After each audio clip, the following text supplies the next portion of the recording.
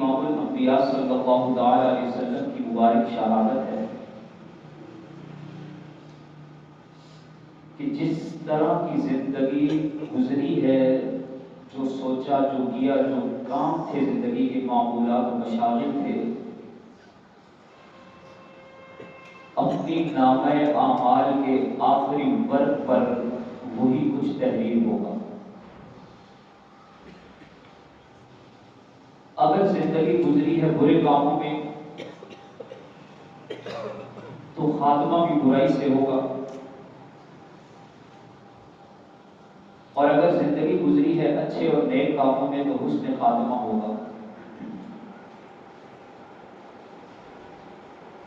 اور جب زندگی کا آخری دن آئے گا اور ہم اپنی کتاب پر آخری اعمال لکھ رہے ہوں گے، پھر ہماری موت کے ساتھ ہماری کتاب کو بند کر دیا جائے گا اور اس کتاب کا ایک ایک ورق محفوظ کر دیا جائے گا۔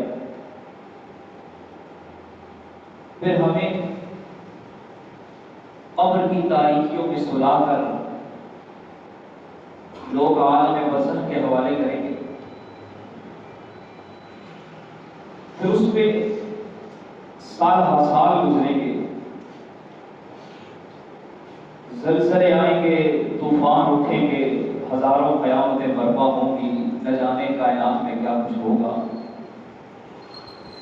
ہماری یاد تو کیا، قبر کا نام و نشان بھی مٹ جائے گا۔ زمین میں اوپر کا نیچے اور نیچے کا اوپر ہوگا، وجود کو کیڑے کھا جائیں گے، وہ کیڑے بھی خاک میں خاک بن جائیں گے، اس خاک کو ہوائیں اڑا کے لے جائیں گی۔ اور پھر ایک دن آئے گا یوم ینفخ فی الصور، جس دن سور پھونکا جائے گا اور اللہ تعالیٰ اعلان کریں گے کہ آج قبروں سے مردوں کو زندہ کیا جائے گا۔ وجیء یومئذ بجہنم، جہنم آ جائے گی، وَأُزْلِفَتِ الْجَنَّةُ لِلْمُتَّقِينَ، اہل ایمان اہل تقویٰ کے لیے جنت بھی آ جائے گی۔ وَجَاءَ رَبُّكَ، تیرا رب بھی آ جائے گا، وَالْمَلَكُ صَفًّا صَفًّا، اور اس کے فرشتے بھی صفوں میں آسمان سے اتر رہے ہوں گے۔ اس دن وہ کتاب جو ہم نے اپنے نامہ اعمال میں تحریر کی تھی، لکھی تھی، کام کیے تھے، وہ کتاب اللہ تعالیٰ ہمارے ہاتھ میں رکھیں گے اور حکم ہوگا اقرأ کتابک، آج تو اپنی کتاب کو خود پڑھ، کفیٰ بنفسک اليوم علیک حسیبا، آج تیرے حساب و کتاب کے لیے تیرا یہ اعمال نامہ ہی کافی ہے۔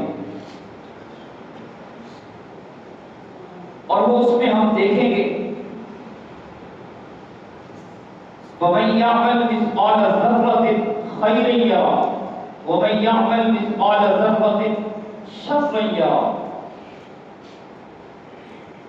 اس کتاب میں ایک ذرے کے برابر بھی اگر گناہ کا کام کیا ہے تو وہاں سے مٹا ہوا نہیں ہوگا، خیر کا کام کیا ہے تو وہ بھی نظر آئے گا۔ وہ اعمال نامہ جو یہ کرامن کاتبین لکھ رہے ہیں،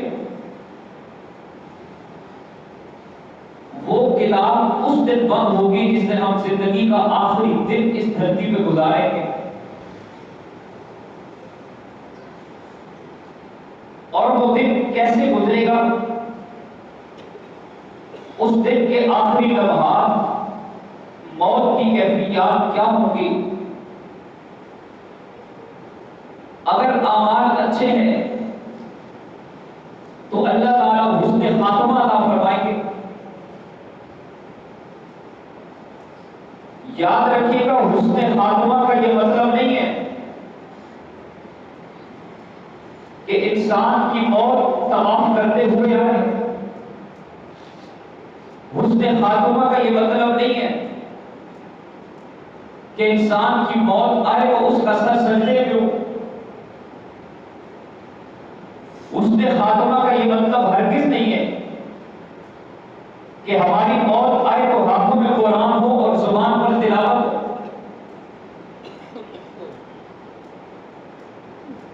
ابتدائے آفرینش سے انتہائے کن فیکون تک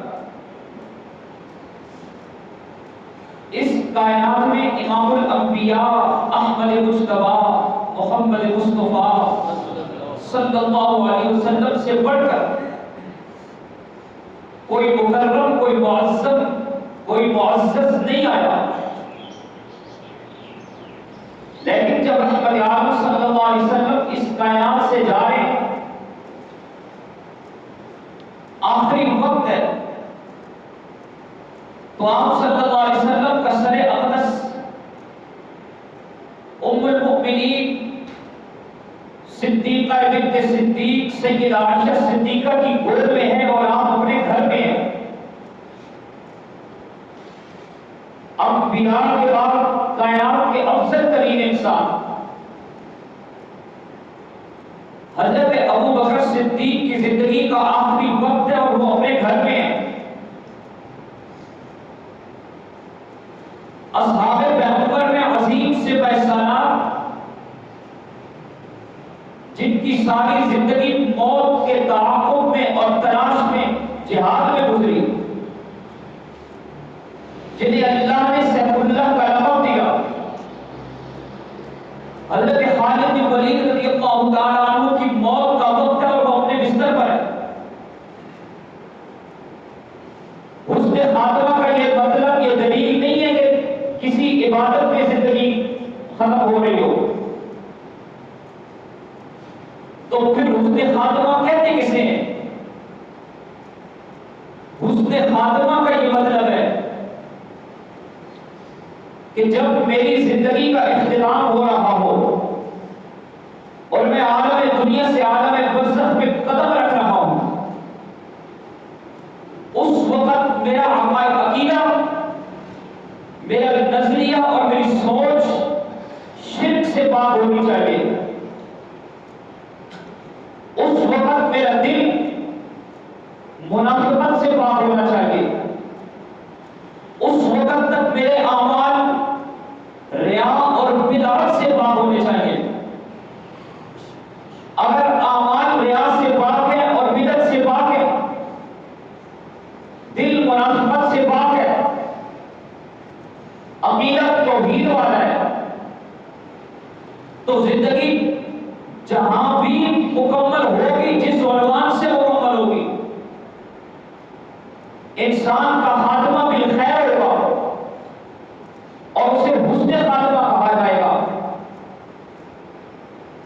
اگر زندگی یوں نہیں ہے، عقائد میں شرک ہے، دل میں منافقت ہے، لوگوں کے حقوق کے بوجھ بھی میرے کندھوں پر ہے اور خالق کے حقوق بھی میں نے ادا نہیں کیے، اعمال بھی ریاکاری والے اور بدعات والے، تو میں جتنی نمازیں پڑھ لوں، جتنا قرآن پڑھ لوں، جتنا نیک بنوں، جتنا اچھا لگوں، میرا خاتمہ حسن خاتمہ نہیں کہلائے گا. میری زندگی کا اختتام غلط انجام کے ساتھ ہوگا. جن کی زندگی گناہوں میں گزرتی ہے، ریاکاری میں گزرتی ہے، برائی میں گزرتی ہے، یا برائی کے جذبات کو دل میں پالتے ہوئے گزرتی ہے، ان کا خاتمہ بالخیر نہیں ہوا کرتا. کائنات کا وہ پہلا انسان کہ جس نے اس دھرتی پر ناحق خون بہانے کی، قتل کرنے کی بنیاد رکھی، ابن آدم جسے قابیل کہتے ہیں، اللہ نے اس کا تذکرہ قرآن میں کیا. اور یہ بات بھی یاد رکھے گا کہ اگر زندگی کا رخ غلط ہے تو اس پر اخروی عذاب، قبر اور حشر کا اور قیامت کا، وہ تو آنے والا ہے، لیکن اللہ دنیا دنیا میں خاتمہ بشر کر کے اور دنیا میں عذاب کا مزہ چکھا کر انسان کو بتا دیتے ہیں کہ اس کی زندگی کا رخ بڑا غلط تھا. وَلَنُذِيقَنَّهُم مِّنَ الْعَذَابِ الْأَدْنَىٰ دُونَ الْعَذَابِ الْأَكْبَرِ. ہم ضرور بالضرور انہیں عذاب کا مزہ چکھائیں گے اس دنیا کی زندگی میں چھوٹے عذاب کا، دون العذاب الاکبر بڑے عذاب کے علاوہ. لعلہم یرجعون. قابیل نے قتل ناحق کی بنیاد رکھی اور اپنے بھائی پر ہاتھ اٹھایا. ایک عورت کے فتنے میں مبتلا ہو کر دھرتی کا پہلا قتل ہونے لگا. اس نے کہا لأقتلنک، میں آپ کو قتل کر دوں گا. حابیل نے کہا کہ میرا ہاتھ نہیں اٹھے گا تیری طرف. انی اخاف اللہ رب العالمین، میں تو اللہ سے ڈرتا ہوں، میں کبھی بھی تیرے گریبان میں ہاتھ نہیں ڈالوں گا. یہاں تک کہ اس نے قتل کر دیا. علماء نے لکھا ہے کہ اس کے بعد موت تک وہ پاگل رہا، وہ عجیب حرکتیں کرتا رہا، اس کا عقل اپنی جگہ پر نہیں تھا. اللہ نے مرنے سے پہلے اس حالت میں اس کا انجام دنیا کے عذاب کی صورت میں دکھا دیا ہے. اور امام الانبیاء صلی اللہ علیہ وسلم نے فرمایا کہ صبح قیامت تک جتنے بھی ناحق قتل ہوتے رہیں گے، ہر قاتل کو قتل کا جو گناہ ملے گا اس کے ساتھ ساتھ قابیل کو بھی اس کا گناہ ملتا چلا جائے گا. اس لیے کہ اس نے اس عمل کی بنیاد رکھی تھی. جو نیکی کی بنیاد رکھے اسے ثواب ملتا ہے، جو گناہ کی بنیاد رکھے اسے گناہ ملتا ہے. وقت گزرا، حضرت نوح علیہ السلام آئے. ان کا بیٹا ان کی آنکھوں کے سامنے کھڑا ہے اور آپ اسے کہہ رہے ہیں کہ اس کشتی میں سوار ہو جاؤ، اللہ تعالیٰ تجھے عذاب سے بچا دے گے. وہ کہتا ہے کہ میں پہاڑوں میں چڑھ جاؤں گا، پانی تو نیچے بہا کرتا ہے، میں فراز کی ندیوں پہ پہنچوں گا، مجھے سیلاب کچھ نہیں کہے گا. نوح علیہ السلام سمجھا رہے ہیں اور وہ انکار کر رہا ہے.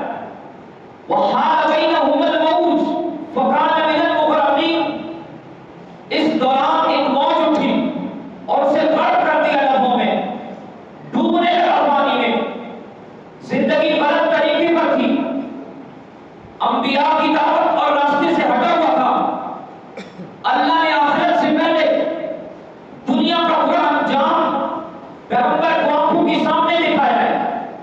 وقت آگے گزرا، نمرود آیا ہے، ابراہیم علیہ السلام اسے دعوت دے رہے ہیں. وہ مقابلے میں اتر آیا، یہاں تک کہ تکبر کرنے لگا اور ابراہیم علیہ السلام پر ظلم و ستم کے پہاڑ توڑنے لگا. اس کی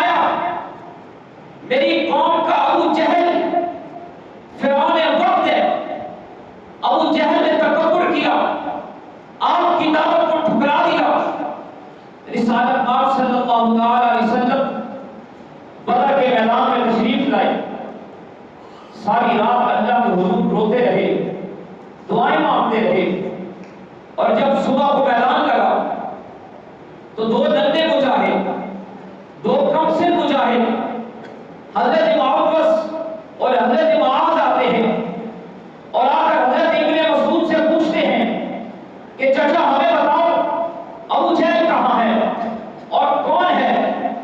اس نے پوچھا تم کیا کرنا چاہتے ہو؟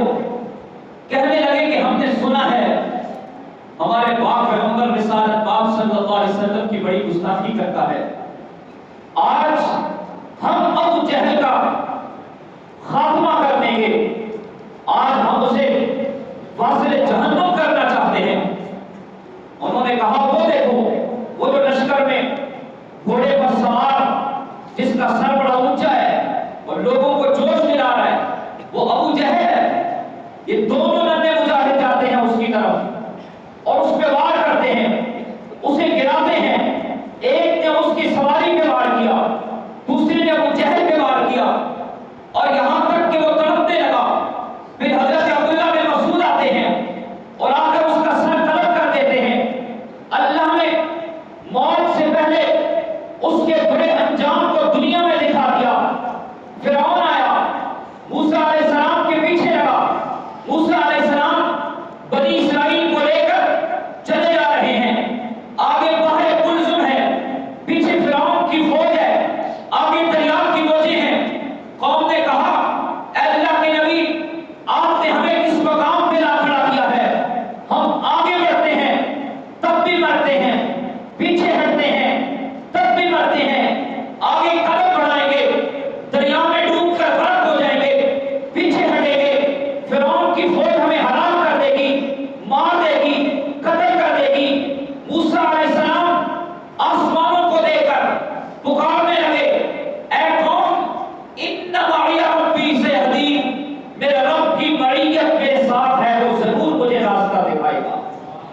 میرا اللہ میرے ساتھ ہے، میرا رب میرے ساتھ ہے، وہ ضرور مجھے راستہ دکھائے گا۔ تو اللہ نے کہا کہ آپ یہاں پہ اپنی عصا کو ماریے۔ اللہ کے حکم سے پانی میں راستے بن گئے اور وہ اس پانی سے کراس کر گئے، اللہ نے انہیں نجات دی۔ فرعون اسی پانی میں آیا ہے جس پانی سے موسیٰ علیہ السلام اپنی قوم کو لے کر گزر رہے ہیں، اسی پانی میں اللہ تعالیٰ نے فرعون کو غرق کیا۔ وہ پانی جو کائنات انسانی کے ایک طبقے کے لیے نجات کا پروانہ بن رہا ہے، وہی پانی کائنات انسانی کے دوسرے طبقے کے لیے ہلاکت کا ذریعہ بن رہا ہے۔ ایک قوم وہ بھی کوئی اتنی نیک نہیں ہے، بنی اسرائیل کی بدماشی اللہ نے قرآن میں بیان کی ہے، وہ قوم پیغمبر کے ساتھ ہے، اللہ نے نبی کی وجہ سے انہیں نجات دی ہے۔ ایک قوم جس کا لیڈر فرعون ہے، اللہ نے اسے بھی ہلاک کیا اور اس کی معیت میں ساری قوم کو ہلاک کیا، اور پانی کو حکم دیا کہ اس کے بدن کو ساحل پر پھینک دو، بدن کو ساحل پر پھینکا گیا۔ اللہ نے اعلان کہا فَالْيَوْمَ نُنَجِّيكَ بِبَدَنِكَ لِتَكُونَ لِمَنْ خَلْفَكَ آیَةً، آج کے دن ہم تیرے بدن کو نشان عبرت بنائیں گے تاکہ صبح قیامت تک آنے والے لوگ تیرے وجود کو دیکھیں اور عبرت حاصل کریں اور انہیں پتہ چل جائے کہ اگر زندگی غلط راستے پر گزرے تو انجام بھی بہت برا ہوتا ہے۔ یہ ضروری نہیں ہے کہ ہم اپنے نامہ اعمال کو حشر کے دن ہی پڑھیں گے اور اس کی تباہکاریاں اور اس کے اثرات جہنم کی صورت میں ہمیں حشر کے دن ہی ملیں گے۔ اللہ تعالیٰ نے فرمایا وَلَنُذِيقَنَّهُم مِّنَ الْعَذَابِ الْأَدْنَىٰ دُونَ الْعَذَابِ الْأَكْبَرِ لَعَلَّهُمْ يَرْجِعُونَ، ہم دنیا میں بھی عذاب کا مزہ چکھاتے ہیں۔ تو جن کی زندگی غلط راستے پر گزرتی ہے ان کا انجام ہمیشہ برا ہوتا ہے، اور جن کی زندگی اچھے راستوں پر گزرتی ہے وہ موت کی تمنا میں وقت گزارتے ہیں۔ احد کا میدان سجا ہوا ہے، ایک کم سے بچہ آتا ہے اور آ کے عرض کرتا ہے یا رسول اللہ مجھے اجازت دیجیے، میں آپ کی معیت میں دشمن کے ساتھ ٹکرانا چاہتا ہوں۔ آپ صلی اللہ علیہ وسلم نے فرمایا کہ تو ابھی بہت چھوٹا ہے۔ اس نے عرض کی یا رسول اللہ میں لڑائی کر سکتا ہوں، میں جنگ کر سکتا ہوں، آپ اجازت دیجیے۔ آپ صلی اللہ علیہ وسلم نے اجازت مرحمت فرمائی. دوسرا بچہ آ گیا، وہ اس سے بھی چھوٹا ہے، اور آ کے عرض کرنے لگا یا رسول اللہ مجھے بھی اجازت دیجیے. آپ صلی اللہ علیہ وسلم نے فرمایا کہ تو بہت چھوٹا ہے، کیا جنگ کرو گے تم؟ اس نے عرض کی یا رسول اللہ آپ نے اسے اجازت دی ہے جبکہ میں اسے پچھاڑ سکتا ہوں، آپ ہمارا مقابلہ کروا لیجیے. آپ نے اسے اجازت دی ہے، مجھے بھی اجازت دیجیے. آپ صلی اللہ علیہ وسلم نے اسے بھی اجازت دے دی. جن کی زندگی نیک ہو وہ موت کے تعاقب میں زندگی گزارا کرتے ہیں. احد کا میدان سجا ہوا ہے، دشمن کا مقابلہ جاری ہے. ایک صحابی آتے ہیں، ہاتھ میں کھجور کا خوشہ پکڑا ہوا ہے، اور آ کے عرض کرتے ہیں یا رسول اللہ اگر میں دشمن سے ٹکرا جاؤں تو مجھے کیا ملے گا؟ آپ صلی اللہ علیہ وسلم نے فرمایا کہ اللہ کی مسکراہٹ ملے گی اور اللہ تمہیں جنت عطا فرمائیں گے. اس نے خوشہ پھینکا، تلوار لی اور دشمن کے نزلے میں گھس گیا، یہاں تک کہ جام شہادت نوش کیا. آپ صلی اللہ تعالی علیہ وسلم اس کے پاس تشریف لائے. یہ وہ لوگ ہیں کہ جنہوں نے موت کے تعاقب میں زندگی گزاری ہے. انہیں یقین تھا کہ ایک دن مرنا ہے، اللہ کی ملاقات ہے، ایک دن موت نے آنا ہے. اور جو کچھ ہم کر رہے ہیں زندگی کے اوراق میں، ہر روز ایک ورق بلند رہے ہیں، جو کچھ تحریر کر رہے ہیں، ایک دن اللہ تعالیٰ یہ ہمارے ہاتھوں میں دے گے اور حکم دے گے اقرأ کتابک کفیٰ بنفسک اليوم علیک حسیبا. آج اپنے اعمال نامے کو پڑھ، تیری کتاب تیرے حساب کے لیے کافی ہے. اللہ تعالیٰ ہمیں بھی موت کے تعاقب میں، اپنی ملاقات کے شوق میں، جنت کے شوق میں اور جہنم کے خوف سے زندگی گزارنے کی توفیق عطا فرمائے.